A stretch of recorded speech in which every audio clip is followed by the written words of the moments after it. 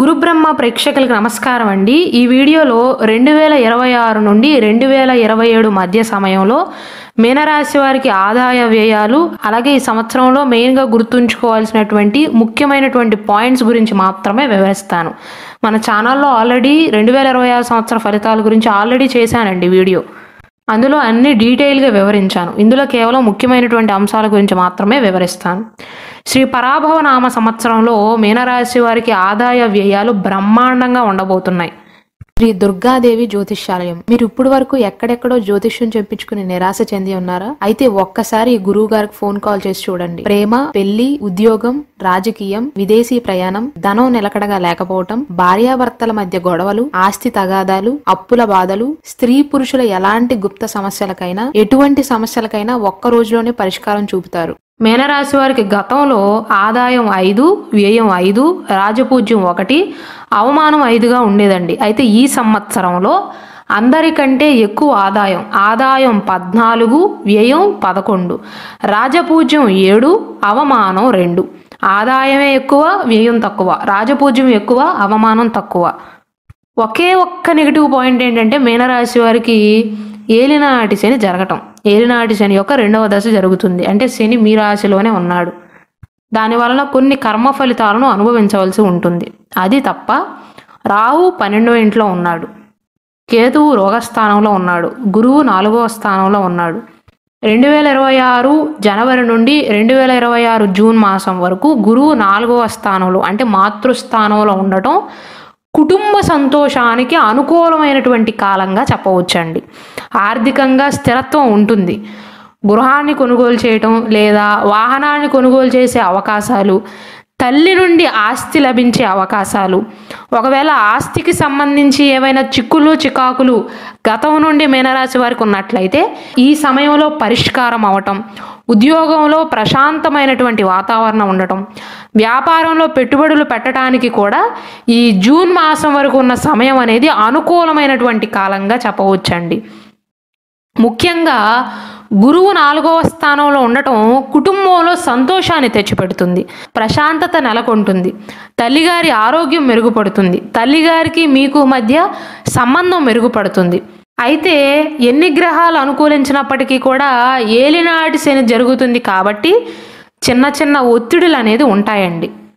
కాబట్టి భయపడవలసినటువంటి అవసరమే లేదు. 2026 జూన్ నుండి అక్టోబర్ మాసం మధ్య కాలంలో గురువు మళ్ళీ మంచి స్థానంలోకి అడుగు పెడతాడు. 5వ స్థానంలోకి, పంచమ స్థానంలోకి వస్తాడు. దీనివల్ల ఎవరికి ఉపయోగం అంటే సంతాన ప్రయత్నాలు చేస్తున్న వారికి అనుకూలం అండి. సంతానలేమి దంపతులు ఉంటారు కదా మీనరాశిలో జన్మించి, వారి యొక్క సంతాన ప్రయత్నాలు అనేవి ఫలించే అవకాశాలు ఉంటాయి. అలాగే విద్యార్థులకి కూడా అనుకూలం. క్రియేటివ్ స్కిల్స్ అనేవి పెరుగుతాయండి. అత్యంత శుభప్రదమైనటువంటి సమయంగా చెప్పవచ్చు. ఆర్థికంగా కూడా బాగుంటుంది. పెట్టుబడుల నుండి లాభాలు వస్తాయి, అదృష్టం కలిసి వస్తుంది, ఉద్యోగంలో పదోన్నతి, ప్రశంసలు లభించటం, వ్యాపారం కూడా లాభదాయకంగా ఉండటం జరుగుతుంది. కుటుంబంలో కూడా సంతోషం ఉంటుందండి. సంతానం లేని వారికి సంతాన ప్రాప్తి కలగటం వల్ల ఆనందంగా ఉండగలుగుతారు. ప్రేమ వ్యవహారాలకు కూడా మెయిన్గా ఈ సమయం, ఈ 6 నెలల సమయం అనేది అనుకూలంగా ఉంటుంది. ఆరోగ్యం బాగుంటుంది, కానీ మధ్యలో ఎత్తు పల్లాలు ఉంటాయండి. ఎందుకంటే ఏలినాటి శని జరుగుతుంది కాబట్టి.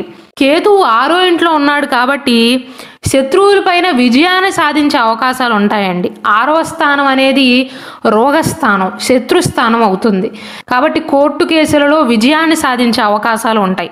పోటీ పరీక్షల్లో అదృష్టం తోడవుతుంది. దీర్ఘకాలిక ఆరోగ్య సమస్యల నుండి ఉపశమనం లభిస్తుంది. అయితే ఈ సంవత్సరం మొత్తం ఇలాగే అనుకూలంగా ఉంటుందా అంటే కాదండి, ప్రతికూల కాలం కూడా ఉంది. ఎప్పుడైతే అక్టోబర్ అయిపోతుందో 2026 అక్టోబర్ నుండి శ్రీ పరాభవనామ సంవత్సర చివరి వరకు గురువు రోగస్థానంలోకి అడుగు పెడతాడు. డిసెంబర్ 5వ తారీఖు తర్వాత రోగస్థానంలో ఉండేటువంటి కేతువు పంచమ స్థానంలోకి వెళ్తాడు, రాహు లాభస్థానంలోకి వస్తాడు. అయితే ఈ అక్టోబర్ తర్వాత సమయంలో మాత్రం జాగ్రత్తగా ఉండవలసిందే. మీకు ఎక్కువగా ఏలినాటి శని యొక్క ప్రభావం అనేది ఈ సమయంలో మీకు బాగా తెలుస్తుందండి. ఆర్థికంగా ఒడిదుడుకులు ఉంటాయి, ఖర్చులు పెరగవచ్చు, కొన్ని సందర్భాలలో అప్పులు చేయవలసినటువంటి పరిస్థితులు కూడా ఉండవచ్చు. అలాగే రుణాలు ఇచ్చే విషయంలో కానీ, రుణాలు తీసుకునే విషయంలో కానీ, వడ్డీ శాతం విషయంలో కానీ బ్యాంకు నుండి లోన్ తీసుకున్నా సరే జాగ్రత్తగా చూసుకోండి. ఉద్యోగంలో కాస్త పని ఒత్తిడి పెరుగుతుంది. శత్రువులపైన మీరు అక్టోబర్ 31వ తారీఖు ముందు మీరు విజయం సాధిస్తే అక్టోబర్ 31వ తారీఖు తర్వాత మీ పైన కొద్దిగా ఆజమాయిషీ చేసే అవకాశాలు ఉంటాయి. వ్యాపారంలో పోటీ పెరుగుతుంది. ఎంత కష్టపడినా ఇంకా పని మిగిలిపోతుంది. ఆరోగ్యం పైన కూడా ఈ సమయంలో శ్రద్ధ పెట్టాలి. ముఖ్యంగా దీర్ఘకాలిక అనారోగ్య సమస్యలతో ఎవరైతే బాధపడుతున్నారో వారు అక్టోబర్ మాసం పూర్తయ్యే ముందు జాగ్రత్తలు తీసుకుంటే అక్టోబర్ తర్వాత ఇటువంటి అనారోగ్య సమస్యల నుండి బయటపడగలుగుతారు. జీర్ణక్రియకు సంబంధించినటువంటి సమస్యలు రావచ్చు. శని 1వ ఇంట్లో ఉంటాడు కాబట్టి వృత్తిలో ఒత్తిడి కాస్త ఎక్కువ అవుతుందండి. అంటే ప్రమోషన్లు వచ్చే అవకాశాలు ఉంటాయి అక్టోబర్ ముందు వరకు. ఆ తర్వాత ఆ ప్రమోషన్ తీసుకోవటం వల్ల మీ పైన అదనపు బాధ్యతలు పడటం, ఎంత కష్టపడినా ఇంకా పని మిగిలిపోవటం, ఇలాంటి ఫలితాలను అయితే ఎదుర్కొంటారండి. కాబట్టి ఈ సంవత్సరం మొత్తం అనుకూలంగా ఉండదు.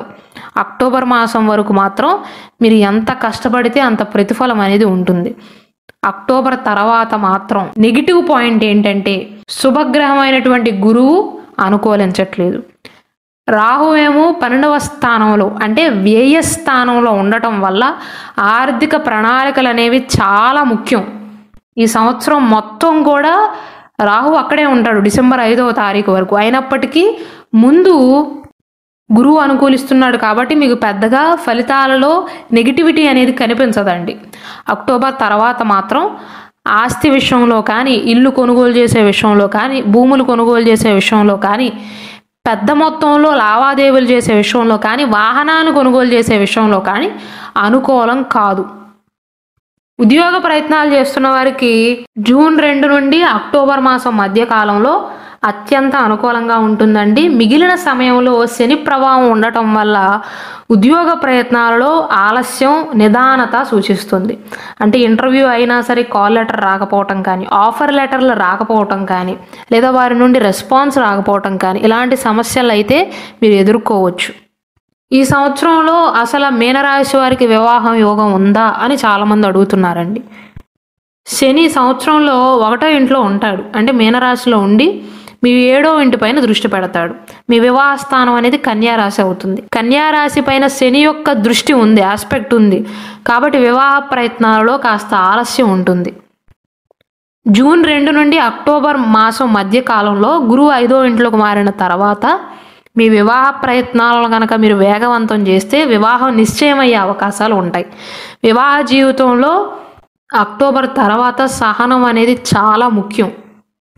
పరిహారాల విషయానికి వస్తే ఈ సంవత్సరం మొత్తం మీకు ఏలినాటి శని జరుగుతుంది కాబట్టి కుదిరినట్లయితే ప్రతి శనివారం నాడు, కుదరనట్లయితే ఏదో ఒక శనివారం నాడు శనిదేవుని ఆలయంలో నూనెతో దీపాన్ని వెలిగించండి. అలాగే హనుమాన్ చాలీసాని పఠించటం వల్ల ఏలినాటి శని యొక్క ప్రభావం అనేది కాస్త తగ్గుతుంది.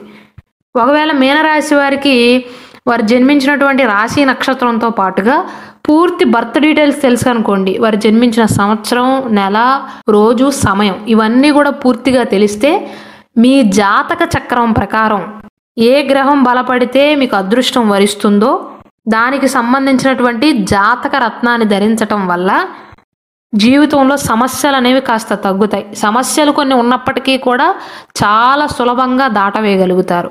గ్రహ బలం అనేది తోడవుతుంది. ఉదాహరణకు 10 మంది మీనరాశిలో జన్మించారనుకోండి, అందరికీ 100 to 100% అదే రకమైనటువంటి జాతకం ఉండదు. రాశి నక్షత్రం ఒకటే అయినంత మాత్రాన మీ పర్సనల్ జాతకంలో గ్రహాల బట్టి, గ్రహ ప్రభావం బట్టి జాతకంలో చాలా వ్యత్యాసం ఉంటుందండి. మీరు జన్మించినటువంటి సమయం బట్టి మీ జాతక చక్రం అనేది మారిపోతూ ఉంటుంది. ఒక్కొక్కరికి ఒక్కొక్క జాతక చక్రం ఉంటుంది. దాన్ని బట్టి మీకు ఒరిజినల్ సర్టిఫైడ్ జాతక రత్నాన్ని కొనుగోలు చేద్దాం అనుకున్నా, ఒరిజినల్ సర్టిఫైడ్ జాతక రుద్రాక్ష కావాలి అన్నా, ఒరిజినల్ సర్టిఫైడ్ కరుంగలి మాల కావాలి అన్నా ఇక్కడ డిస్ప్లే అవుతున్న మా వాట్సాప్ నెంబర్కి మెసేజ్ చేసి ఆర్డర్స్ చేసుకోవచ్చు. అలాగే అక్టోబర్ మాసం తర్వాత గురువు మీకు అనుకూలించట్లేదు కాబట్టి గురువారం నాడు పసుపు రంగు వస్త్రాలను ధరించి దత్తాత్రేయ స్వామి వారిని పూజించండి.